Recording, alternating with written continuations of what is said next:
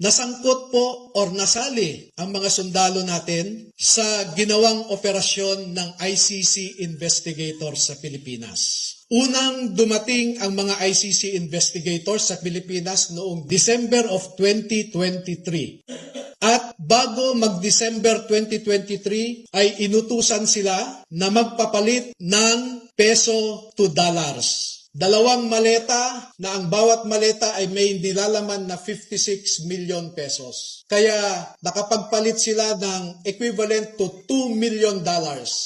At ang sabi ng mga executive assistants ni Ginoong Saldico ay pinaghahandaan daw nila ang pagdating ng foreigners.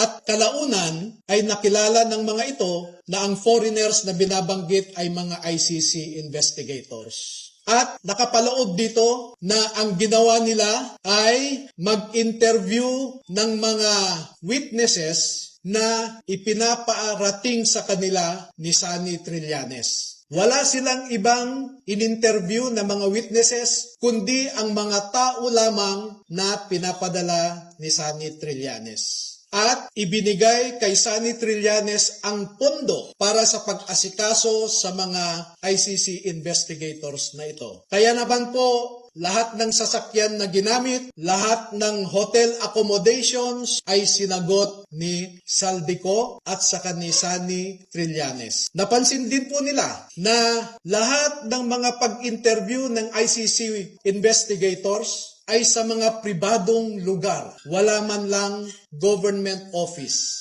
At makikita po ninyo ang madalas na pag-deliver nila ng mali-maleta at minsan mga paper bags naman na mga pera patungo sa mga nag-aalaga sa ICC investigators. Lahat ng pagkain nila, lahat ng ginamit nilang sasakyan, lahat ng hotel, lahat ng mga condominium units ay sinagot ng grupo ni Sunny Trillanes at saka ni Saldico. At bilang isang abogado po ay nababahala ako dito. Dahil ang sarili kong konklusyon na hindi naman nilahad ng mga sundalo na ito dito sa affidavit nila. Pero bilang isang abogado ay nakikita ko ang isang mabigat na suliranin ng isang third world country na katulad natin na siya lamang pinag-iinitan ng mga ICC. Hindi nila kayang ipatupad ang kanilang orders sa mga mayayaman na bansa.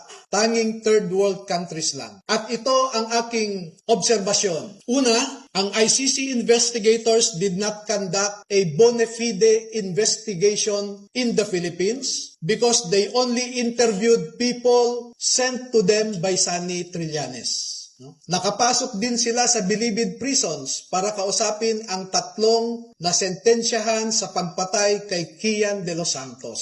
Meron din silang kinausap na mga di umano ay EJK victims' families sa bahay Kalinga ni Father Flavie Villanueva. At lahat ng gastos ni Father Flavie Villanueva ay sagot ni Saldico. Number 2, dahil December 2023 lang unang pumunta ang ICC investigators sa Pilipinas, ay hindi nakakaduda that the ICC investigators manufactured the existence of ICC jurisdiction in the Philippines because the residual jurisdiction of ICC ended in March of 2019 or 1 year after the Philippines deposited its articles of withdrawal in the United Nations. Number 4, the ICC investigators themselves committed graft and corruption. Dahil bakit hinayaan nilang lahat ng sasakyan, lahat ng pagkain, lahat ng accommodations nila ay sinagot ng mga tao na kilala naman nila na kalaban ng kanilang iniimbestigahan. At panglima, ang mandato ng ICC ay di umano protektahan ang human rights ng mga tao. Pero bakit hindi sila nagbigay o nirespeto ang human rights ng isang tao na kanilang iniimbestigahan sa pamamagitan sana ng pag-imbestiga ng mga ibang tao na hindi pinapadala ni Sunny Trillanes? So yan po ang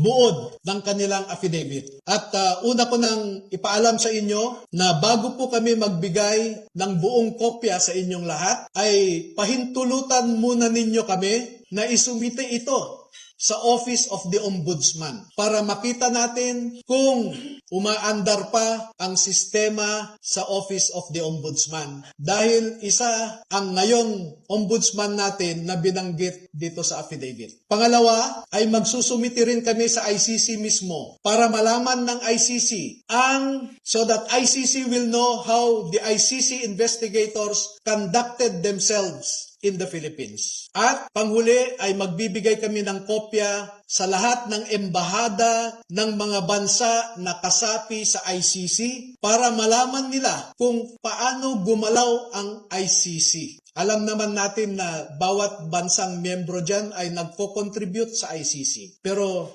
katulad ng kino-contribute nila, ang mga litrato na naipakita ko sa inyo ay makikita ninyo kung saan pumupunta ang ating mga buwis. Now you know where our taxes go.